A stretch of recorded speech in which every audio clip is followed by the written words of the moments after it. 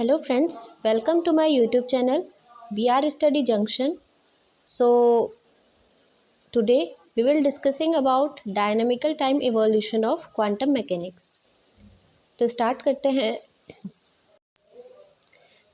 करते हैं और देख लेते हैं कि डायनामिकल टाइम इवोल्यूशन होता क्या है। सबसे पहले क्वांटम मैकेनिक्स की बात करते हैं कि क्वांटम मैकेनिक्स किसकी स्टडी होती है, एटॉमिक और सब एटॉमिक पार्टिकल्स की।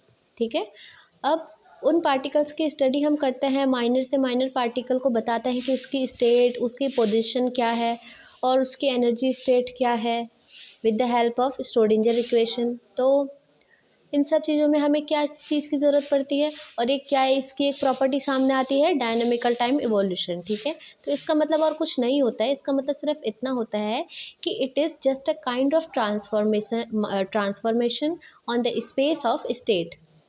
देखो, आपको स्टेट तो पता ही होंगी स्पेस की, एक एक्स होती है, एक वाई होती है, एक जेड भी होती है और टी टाइम के रिस्पेक्ट में भी होती है। ठीक है, तो हम कई बार लिखते हैं साई को साई एक्स कॉमा टी, यानी कि वो एक पॉजिटिव एक्स डायरेक्शन में, ठीक है, टाइम के साथ क्या कर रहा है, उसको शो कर रहा है। लेकिन स्पेस की सारी स्टेट्स में जो जिसमें कि एक ट्रांसफॉर्मेशन होता है, किसका, टाइम का, तभी तो इसको डायनामिकल टाइम इवोल्यूशन कहा है। क्वांटम मैकेनिक्स में टाइम का जो ट्रांसफॉर्मेशन होगा, यानी कि इनिशियल टाइम स्टेट से जो फाइनल टाइम स्टेट आएगी, अभी आप आगे देखेंगे डेरिवेशन में, उसी को हम कहते हैं डायनामिकल टाइम इवोल्यूशन। अगर हम इसको शॉर्ट डेफिनेशन में देखें तो ये होता है, it is just a kind of transformation on the space of state. ठीक है, अब हम इसके आगे देख लेते हैं कि होता क्या है। Let us take a linear operator. अब हम क्या लेते हैं, एक लीनियर ऑपरेटर लेते हैं। देखो, क्योंकि हमें क्या बताना है, डायनामिकल टाइम इवोल्यूशन बताना है, उसके लिए हमें टाइम को चेंज करना पड़ेगा, है ना, टाइम का इवोल्यूट करना पड़ेगा। उसके लिए हमें क्या चीज़ की नीड होगी, जब हमें टाइम को किसी चीज़ को चेंज कराते हैं तो हमें ऑपरेटर्स की नीड पड़ती है ना, तभी तो उसकी स्टेट में चेंज होगा।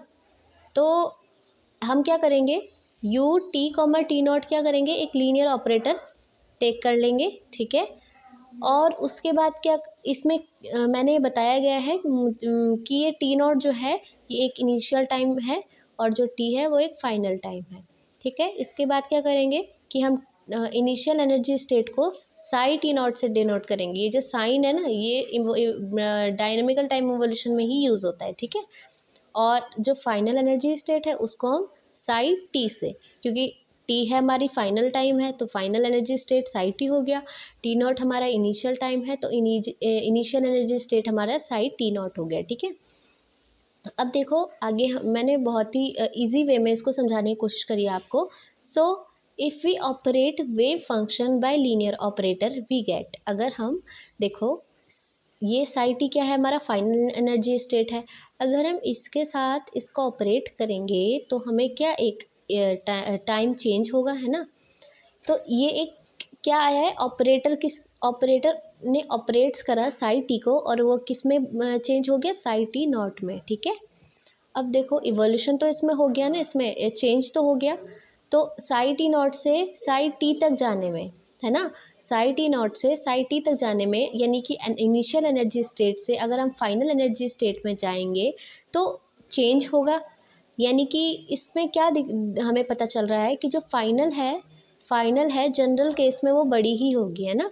जो हमारी फाइनल एनर्जी स्टेट है वो जनरल केस में बड़ी होगी, किससे, इनिशियल से। ठीक है, मानो इनिशियल में टाइम है हमारा 2 मिनट और यहाँ पे हो गया हमारा 5 मिनट, यहाँ पे जाके हो गया, तो 5 मिनट तो बड़ा ही हो गया ऑब्वियसली, है ना। तो नॉर्मल केस में हमने क्या लिया है, T is greater than T nought. ठीक है, अब देखो T is greater than T nought है तो हमारी ये वाली इक्वेशन सही बता रहे हैं हम, है ना। अब in the case t is equal to t nought, अगर क्या हो जाए, टी नॉट के इक्वल हो जाए तो क्या होगा, देन इक्वेशन फर्स्ट बिकम्स, क्या हो जाएगी, देखो जहाँ पे टी होगा ना वहाँ पे टी नॉट हम पुट कर देंगे। जैसे कि साई टी था हमारे पास, साई टी का ऑपरेट्स हो रहा था ना साई टी नॉट में, तो हम साई टी की जगह साई टी नॉट पुट कर देंगे, है ना, टी की जगह हमने टी रख लिया यहाँ पे। तो हमारा जो यू कैप होगा, यूनिटरी ऑपरेटर जिसको लीनियर ऑपरेटर भी बोलते हैं, उसकी वैल्यू 1 आ जाएगी। कैसे, क्योंकि साई टी नॉट से साई टी नॉट तो कैंसिल हो जाएगा 1 टाइम्स, है ना। तो you cap t comma t not की वैल्यू क्या आ जाएगी, 1 आ जाएगी, ठीक है। और साथ ही साथ also called unitary operator. Unitary क्यों कहा है, क्योंकि जो हमारा ये ऑपरेटर है इसमें क्या आ रहा है, 1 आ रहा है, ठीक है। जहाँ 1 आएगा वहाँ यूनिट होता है, तो इसीलिए इसको क्या यूनिटरी ऑपरेटर भी बोल देंगे। सबसे पहले लीनियर ऑपरेटर की तरह काम। अब हमने यूनिटरी ऑपरेटर की वैल्यू 1 फाइंड कर ली थी, ठीक है ना। यूनिटरी ऑपरेटर की वैल्यू हमने 1 फाइंड कर ली थी, ठीक है। अब हम क्या करेंगे, with the help of Schrödinger wave equation हम क्या निकालेंगे, इवोल्यूट करेंगे किसको, यूनिटरी ऑपरेटर को इवोल्यूट करेंगे, ठीक है। तो हम सबसे पहले देख लेंगे Schrodinger wave equation. Schrodinger wave equation क्या होती है, i h cross del psi t upon del t is equal to h cap Hamiltonian operator psi t, okay. अब क्योंकि t is equal to t nought है, तो Sai T की जगह T not put कर देंगे, ठीक है। अब देखिए, हम टी की जगह टी नॉट पुट करेंगे तो i h cross psi by psi t, psi del by del t psi t nought is equal to h cap psi t nought, ठीक है। अब multiply both side by unitary operator. अगर हम दोनों side में unitary operator से multiply कर दें तो हमारे पास इक्वेशन क्या आ जाएगी, सिंपल है कि मल्टीप्लाई हो जाएगी, है ना, दोनों साइड में। I h cross del by del t u cap t comma t nought psi t nought is equal to h cap u cap t comma t nought psi t nought, ठीक है। Sai t not वो क्या था कि हमने t is equal to t nought रख दिया था और फिर देन हमने यू कैप की मल्टीप्लाई कर दी थी, ठीक है। अब क्या होगा, जब हम वैल्यू देखेंगे, हमने जैसे पहले भी कैंसिल आउट किया था साई टी नॉट को, जब टी को टी नॉट के इक्वल रखा था, ठीक है। यहाँ पे भी ये दोनों कैंसिल हो जाएंगी वैल्यूज़। अब जब ये दोनों वैल्यूज़ कैंसिल हो जाएंगी तो हमारे पास क्या आ जाएगा, i h cross del by del t u cap t comma t nought is equal to h cap u cap t comma t nought, है ना।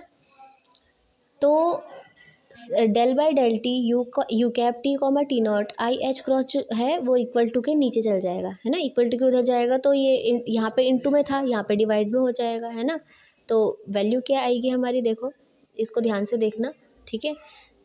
Del by del t u cap t comma t nought is equal to i minus i upon h cross h cap u cap t comma t nought. यहाँ से ऐसे कैसे आया, देखो हमने यहाँ पे ऊपर आई की मल्टीप्लाई कराई थी, मतलब आई की मल्टीप्लाई कराई थी और आई से डिवाइड कराया था, ठीक है। कैसे, जब ऊपर आई की मल्टीप्लाई कराएंगे तो आई आ जाएगा, नीचे आई से मल्टीप्लाई कराएंगे तो आई स्क्वायर हो जाएगा, तो जो -1 हो जाएगा माइनस आई आ जाएगा, ठीक है। तो ये वैल्यू आ गई है। इसके बाद क्या, सीधा हम क्या निकाल देंगे, यू कैप की वैल्यू निकाल देंगे। You cap t comma t not की वैल्यू क्या आ जाएगी, ई। अब देखो ये बहुत ईजी है, एच कैप का तो एच कैप आ गया, अपॉन में एच क्रॉस का एच क्रॉस आ गया, ठीक है। You cap t comma t not, ये तो जो लिमिट थी टी नॉट से टी तक जाएगी, है ना, ये इनिशियल से फाइनल तक जाएगी। तो हमारा फाइनल माइनस इनिशियल होता है हमेशा, है ना, फाइनल माइनस इनिशियल होता है, तो टी माइनस टी नॉट आ जाएगा, जो कि ये वैल्यू है, ये वाली वैल्यू है ना। और ई तो इसलिए लगा है क्योंकि यहाँ पे आ जाएगा log you cap t comma t not, उधर जाके ये ई पे इसे कन्वर्ट हो जाएगा, ठीक है। तो ये एक क्या है, इवोल्यूशन ऑपरेटर है, ठीक है, इवोल्यूशन ऑपरेटर है ये एक। और इवोल्यूशन ऑपरेटर इसको क्यों कहा गया है, क्योंकि इसने क्या, डायनामिकल टाइम चेंज में यू कैप जो है वो इवोल्यूट हुआ है, हमने वो निकाली है वैल्यू, ठीक है, इसलिए इसको क्या कहा गया है, इवोल्यूशन ऑपरेटर कहा गया है। इसके बाद ये देख लेते हैं, क्योंकि जो ये इवोल्यूशन ऑपरेटर है इसकी वैल्यू ये आई है, तो हम इसको ऐसे भी तो लिख सकते हैं, ठीक है। क्यों लिख सकते हैं, क्योंकि साई टी और साई टी नॉट जो थे वो इनिशियल और फाइनल एनर्जी स्टेट थे, ठीक है। और उन्हीं के साथ उसी के साथ जो था यू कैप का जो था हमारा रिलेशन भी था, है ना। अब यू कैप का रिलेशन है तो यू कैप की जो वैल्यू होगी वही इन दोनों की वैल्यू आ जाएगी, ठीक है। तो डायनेमिकल टाइम इवोल्यूशन में हमारा क्या होगा, एक स्टेट से दूसरे स्टेट में जब वो वैल्यू चेंज होगी तो जो चेंज होगा वो ये है, ठीक है।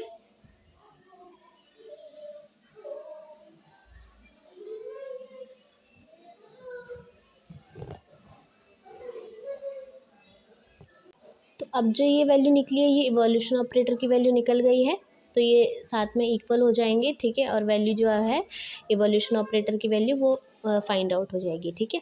तो इस तरीके से इसका डेरिवेशन करना है, ठीक है, डायनामिकल टाइम इवोल्यूशन का। और आपको मैं एक बार पूरे नोट्स एक बार दिखा देती हूँ इसके, कुछ इस तरीके से, ठीक है।